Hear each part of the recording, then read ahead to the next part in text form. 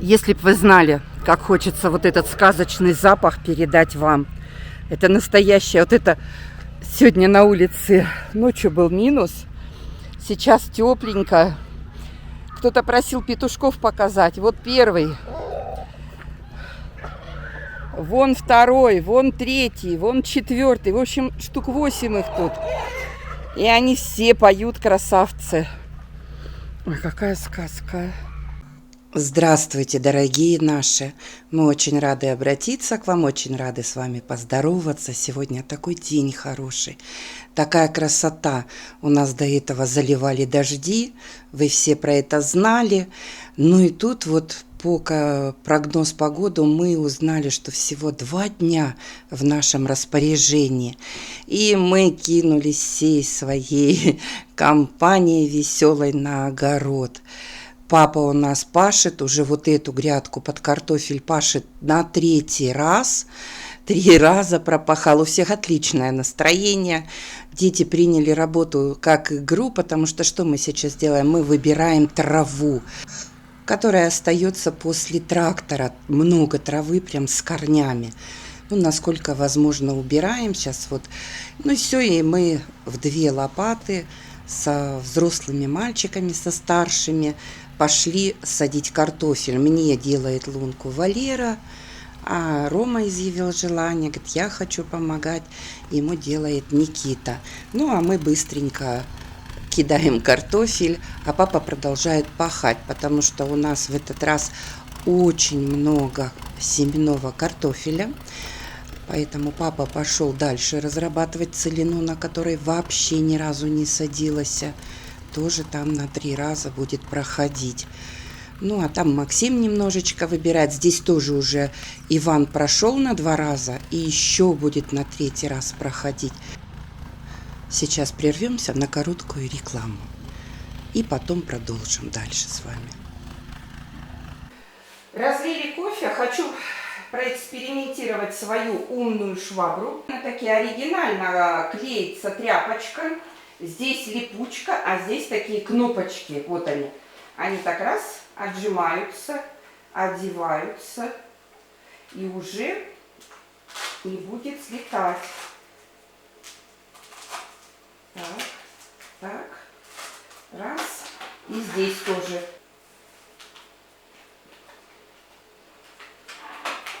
И раз. Все, и приклеилась.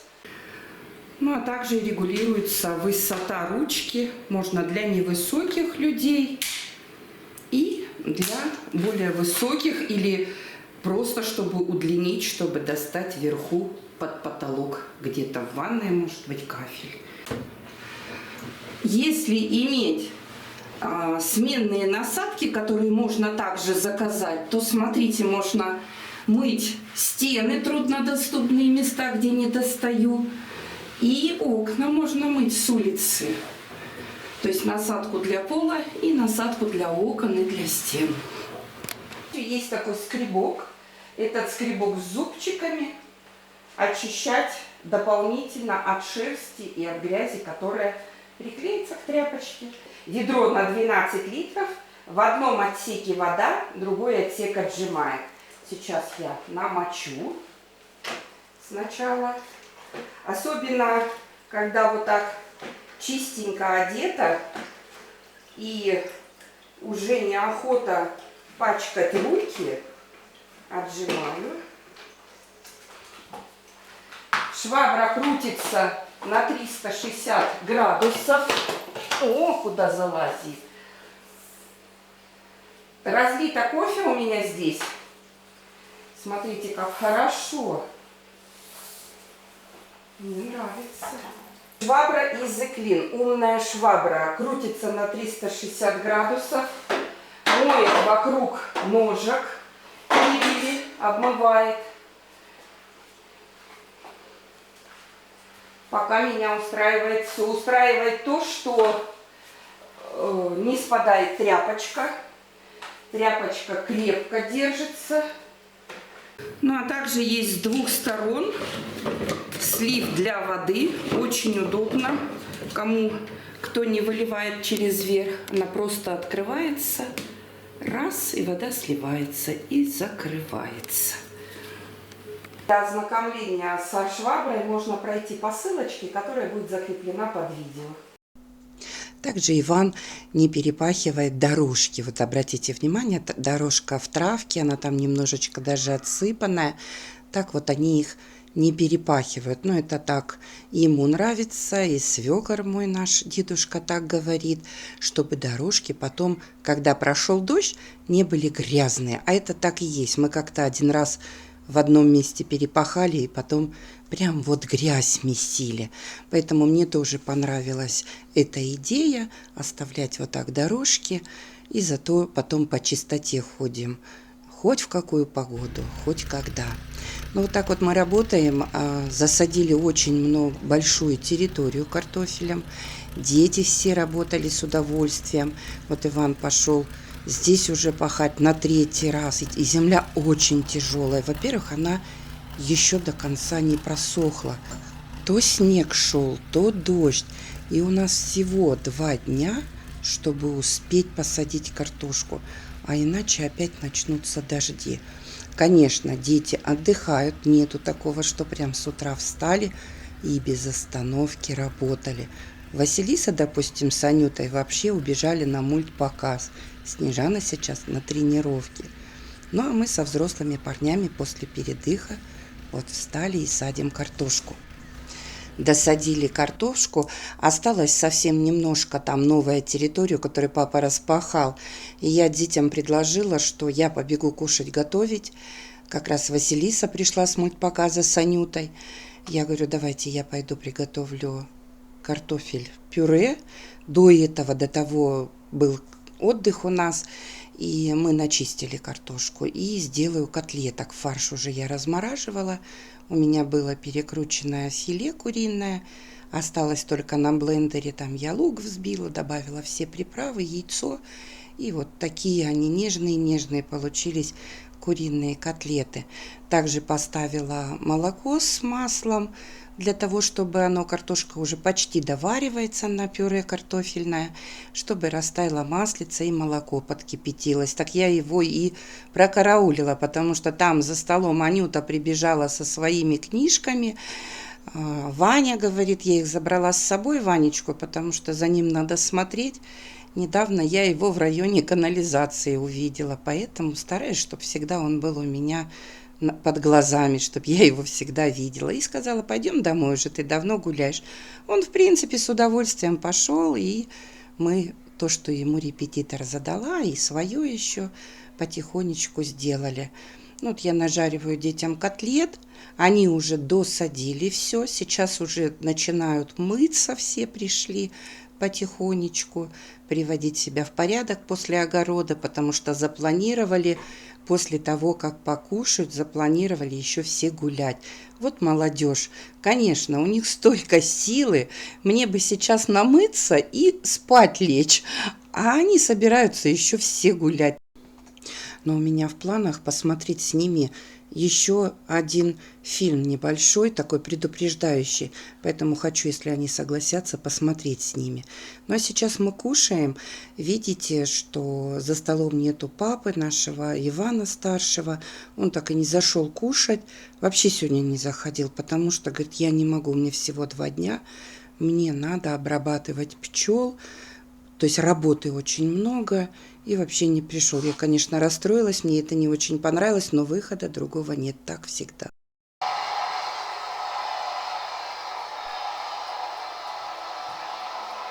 Каждый день выглядываю на электричку и смотрю, Я вообще в шоке. что это он идет. Даже раз Максим мне говорит, мам, ну это невыносимо. Я говорю, сынок, давай остановимся, подождем, вдруг похож, конечно. Дети убежали. Так хорошо мы поработали, сегодня пришли с огорода, и дети засобирались погулять. И я решила им фильм показать, что-то мне так. Посмотрела вчера фильм «А что, если они живы? Куда пропадают дети и есть ли шанс их найти?» Документальный фильм, 26 минут. Говорит о том, что у меня прям мурашки по телу. Меня, если честно, очень сильно затронул этот фильм. Этот фильм находится на канале Линза. Я ссылочку оставлю под этим видео. Если кому-то будет интересно, проходите, смотрите, потому что это фильм про наших детей, про родителей, которые ищут своих детей годами. Что случается с детьми, неизвестно. Для меня это больная тема, как и для любого родителя, очень страшно. Поэтому я сейчас разговаривала с детьми, чтобы никогда не садились ни в чью машину, пожалуйста, никогда никуда не ездили ни с кем. Прям разговаривала. Я сама даже, вот если куда-то еду в Краснодар, там без Ивана, на автобусе и сажусь там на такси, я всегда сажусь взад, всегда сразу звоню Ивану, что я села на такси, или вот подъехало такси, водитель слышит, что я всегда говорю, и детей также учу, чтобы ничего не было. Очень страшно. Меня очень вдохновил, затронул этот фильм, и дети, смотрю, тоже переваривают, прям пошли. Ссылочка будет под видео, если кому интересно, проходите. Вот, пока отдыхаю немножечко, давно у меня уже не было ответы на ваши вопросы рубрики. Раньше я ее почаще делала. Хочу немножечко ответить, раз выпало такой шанс, что ребятишки разбежались. И вот Ирина Харитонова. Здравствуйте, Светлана и Иван. У меня такой вопрос. Сколько часов у вас в сутках? Зачитала, потому что такой позитивный комментарий. Сама не знаю, Ирина, порой сколько у меня часов, как и у всех у мам многодетных, да и у многих женщин. Много. Много. Любовь Давлетина. Здравствуйте, Любовь. Доброе время суток. У нас в Сибири сегодня дождь со снегом. Вчера было плюс 11. Солнечно. Удивляюсь, Светлана и Иван, что дети не сидят в телефонах. Это большой плюс. Пусть все будет хорошо. Любовь, знаете, на самом деле это, можно сказать, борьба своего характера. Но дети у нас уже привыкли, что до 5 часов они вообще не берут телефон. Воскресенье у нас день без телефонов. Тот, кто давно нас смотрит, уже знает. Это уже все, это уже даже без напоминания идет. Воскресенье день без телефона. Ну а так все равно борьба. Какого характера? То есть дети знают, 5 часов приближается четко. И вот в эти 5 часов всегда мне хочется чем-то кого-то занять. Что-то с кем-то делать, чтобы меньше дети занимались телефонами, с кем-то полепить, с кем-то поиграть, с кем-то почитать, с кем-то даже кино посмотреть, но только чтобы не по телефону. Насколько возможно, не всегда такое случается, правда, но насколько возможно стараемся все равно отвлечь от этой такой современной технологии, потому что телефон, он очень полезен, но когда им пользоваться в разумной мере, да, ну а так, как сейчас очень многое молодежь пользуется, и мои бы пользовались, если бы мы с Иваном не останавливали их. Наталья Карелина. Наталья, здравствуйте. Зачем реклама? Ну, скажу честно, что за рекламу платят деньги. Если вам на работе предложат подработать, да еще вы увидите, что это, ну, в принципе, у вас хватит на это сил, ну, почему бы и нет? За рекламу нам платят деньги. Дело в том, что вот когда у Ютуба были рекламы, их обязательно нужно было просматривать. Ну, а эти рекламы можно не просматривать, они небольшие. Ну, если уж совсем раздражают, ну, перематывайте, пожалуйста. Ну, а так, реклама, да, для того, чтобы, ну, блогеры, они зарабатывают деньги так. И наша семья тоже. И это нормально. Ну, я так думаю. Я думаю, у меня получилось ответить на вопрос. Мария, здравствуйте. Сейчас Марии много, но вот комментарий. Удивляюсь, что блины посыпаете сахаром. А мы печем блины, немного соли и сахара. Вкус получается отличный. Вкусы у всех разные, но я придерживаюсь мнения, чем меньше сладкого, целее зубы у детей. Удачного дня. Мария, я тоже в тесто добавляю и соль, и сахар обязательно. А вот эти блинчики я делала, которые посыпала сахаром, они настолько вкусные, дети за секунду съели. Они настолько были вкусные, как папа говорит, я хотел чай попить, и он пришел, а ничего нету. Это блины с моего детства. Я раньше в детстве всегда так делала своим родителям. Ну, а вот мнение, я соглашусь с вами, что у всех вкусы разные, да. А вот мнение, чем меньше сладкого, целее зубы у детей. Вот здесь я немножечко не соглашусь. Вот мы живем вдвоем с мужем 21 год официального брака. И муж, он настолько сладкоежка, поэтому у нас дома всегда много сладкого. И еще одна из причин, то есть не только когда дети появились, у нас всегда дома много сладкого. И вот лично я сладкое не ем. Я почти никогда не ем конфеты. Я почти никогда, дети очень часто приходят, вот, уйдут на прогулку. Ульяна это любит делать, раньше Владислав очень любил это делать, Максим очень любит это делать. Либо со школы что-то принести, очень Костя любит гостиниц какой-то принести, если его там чем-то угостят. Я не ем сладкое. Вот они мне дарят, знают, что я не ем, я потом между ними это делю, отдаю им это. Ну, либо кому-то просто из деток уж лежат, они уже сами. Мама, у тебя там так долго лежит шоколадка. Малыши увидят. Либо я просто в холодильник положу, все знают, что это моя, что это мне подарили. Но я не ем сладкое. Да, вроде бы такая, но не ем. И у меня очень большие проблемы с зубами. Мне каждые полгода надо ходить к зубному. А вот муж у меня сладкое. Он его не просто ест, он его уничтожает, как он говорит. Но у него нет проблем с зубами вообще. Мы с ним живем 21 год, и у него вообще нет. Поэтому, наверное, все-таки от внутреннего состояния зависит, от ухода за зубами. То есть все-таки есть какие-то критерии. Но я больше придерживаюсь того, что внутреннее состояние, наблюдая за мужем и за мной, наверное, придерживаюсь этого мнения. Майский цветочек. Ландыш, вас зовут Ландыш. Ландыш, здравствуйте. Очень рада прочитать ваш комментарий. Молодцы, приучайте к труду с детства. А у меня муж из деревни, там родители. И я рада, что мы туда ездим с детьми. И все вместе тоже как в огороде копаемся.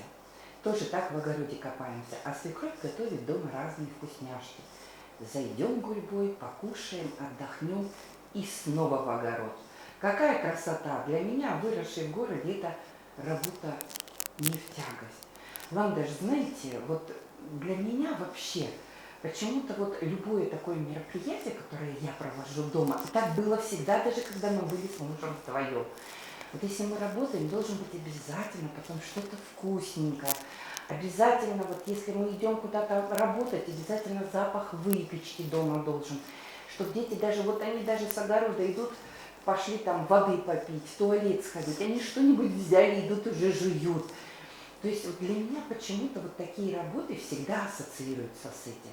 Но это мое мнение, я его никому не навязываю, поэтому мне почему-то всегда так хочется. Если мы что-то делаем, вот даже дома генерально, мне обязательно хочется, чтобы после этого, был какой-то праздничный перекус хотя бы, что-то было. Но это я такой человек, мне так нравится. Так. Ирина. Большой комментарий. Вот такая мысль из комментария. Ирина, здравствуйте. Скажите, пожалуйста, есть ли в вашем крае клещи? И как вы с ними боретесь? Вчера сняли с собаки первого. Ирина, знаете, когда мы заехали, мы уже рассказывали, что хозяева дома были пожилые. И, в принципе, это было дикое место.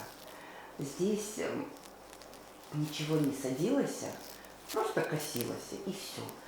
И сад был. И здесь было очень много клещей. Вот с нами переехала первая собачка наша маленькая, Жужик, его потом машина задавила, огромному нашему сожалению. И вот мы с него один раз сняли 43 клеща.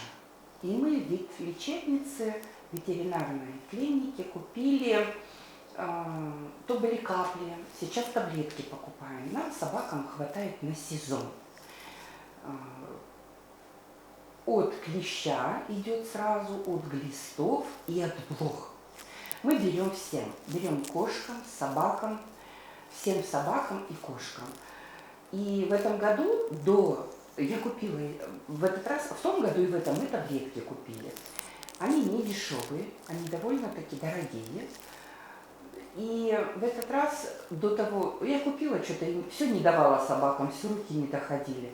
И на Монике одного клеща сняли, но всего лишь одного уже. Эти клещи, они на людей не лезут вообще. Ни разу мы не сняли ни на ком. По крайней мере, ни разу не впился ни один клещ ни в ребенка, ни в меня. Может быть, там по штанине где-то первое время, когда только переехали, полз. Говорят, что эти клещи вот какие-то только на животных они. На людей они не нападают. Вот сколько мы здесь живем, на мне вообще все, больше нету. И на Монике больше нету, и на кошках не было. То есть жилая территория стала, и клещей почти нету. Да, мы когда в Сибири жили, в Улан-Удэ, у нас там прямо в огороде в мальчика впился клещ, не в нашего ребенка. Первый раз я так удивилась. А здесь вот именно клещи такие, они нападают на животных. Но, видать, у нас сейчас столько животных, мы живем, здесь жизнь, здесь ящериц раньше столько много было.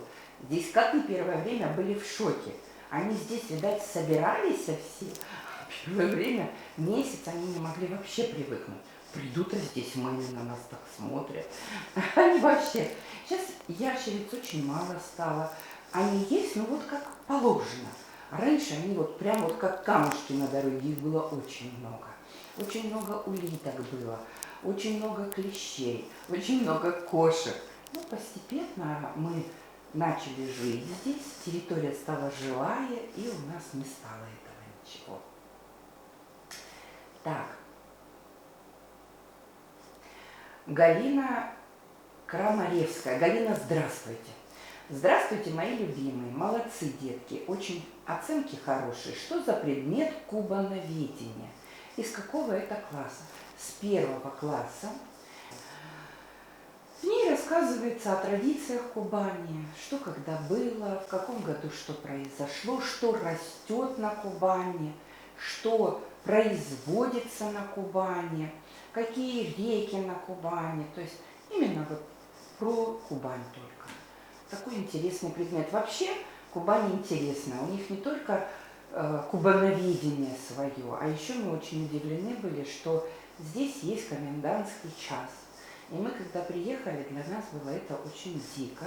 Ну, к примеру, дети до 14 лет,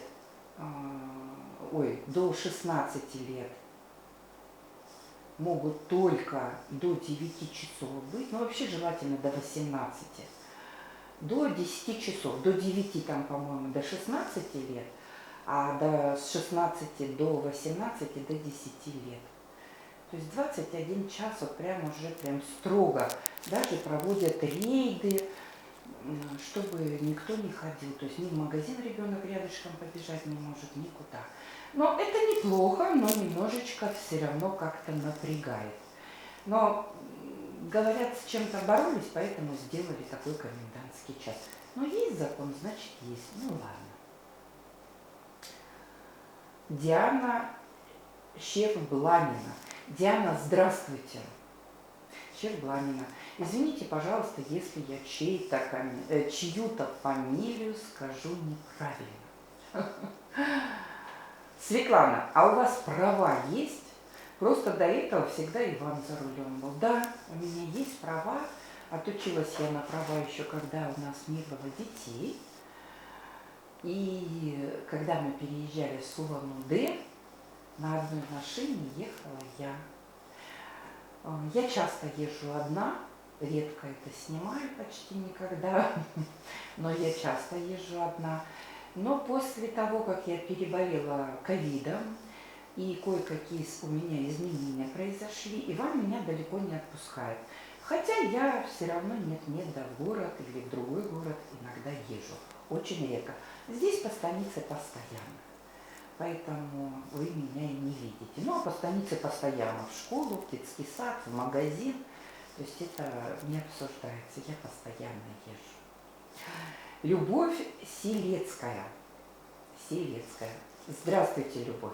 Расскажите, как часто вы готовите? Мне кажется, что с такой большой семьей нужно целыми днями только у плиты стоять, чтобы всех накормить. Ну, на самом деле, я даже когда мы были с Иваном вдвоем, эту фразу я сегодня, наверное, уже 3-й или 4-й раз говорю, что когда мы были вдвоем, я всегда готовила часто. Почему-то я всегда готовлю завтрак, обед и ужин, всегда новое блюдо. Даже когда работала, я делала всегда завтрак, обед и ужин разное. Не знаю, с чем это связано, но это мое.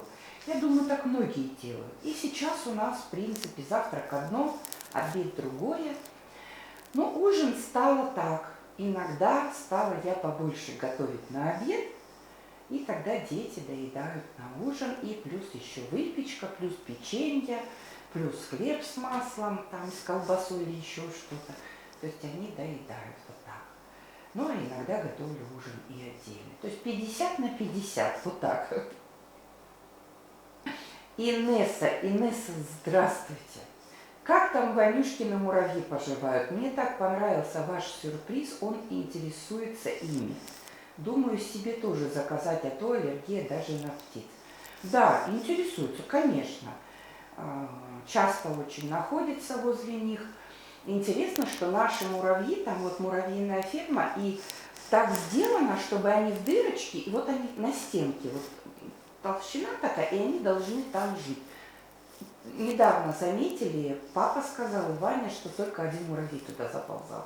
Вообще не лезут туда. Вот как они приехали в этой колбе, Иван ее сначала убрал оттуда, так вернул им эту колбу, так они туда опять назад занесли все свои яйца, туда залезла матка, она постоянно вылезает, они работают, ходят, все делают, но никак не заходят почему-то туда. Иван говорит, что ему кажется, что там какой-то запах специфический, говорит, как будто видать, вот этого пластмасса. И поэтому муравьи там не живут. Наши муравьи не придают свою вот эту колбу. Ну а так дети все каждый день подходят, рассматривают, то компании целые рассматривают, то по одному. То есть каждый раз их это интересует. Ну вот столько было комментариев, которые я сегодня приготовила. Я очень благодарна вам, что вы досматриваете наш ролик до конца. Спасибо вам огромное. Желаю вам крепкого здоровья, крепкого-крепкого, вот насколько возможно, чтобы у вас дома также всегда был смех и радость, чтобы скорее лето наступило у всех, и чтобы все было хорошо у всех. Я буду заканчивать свой видеоролик. Спасибо вам большое. До скорой встречи, друзья. Пока-пока.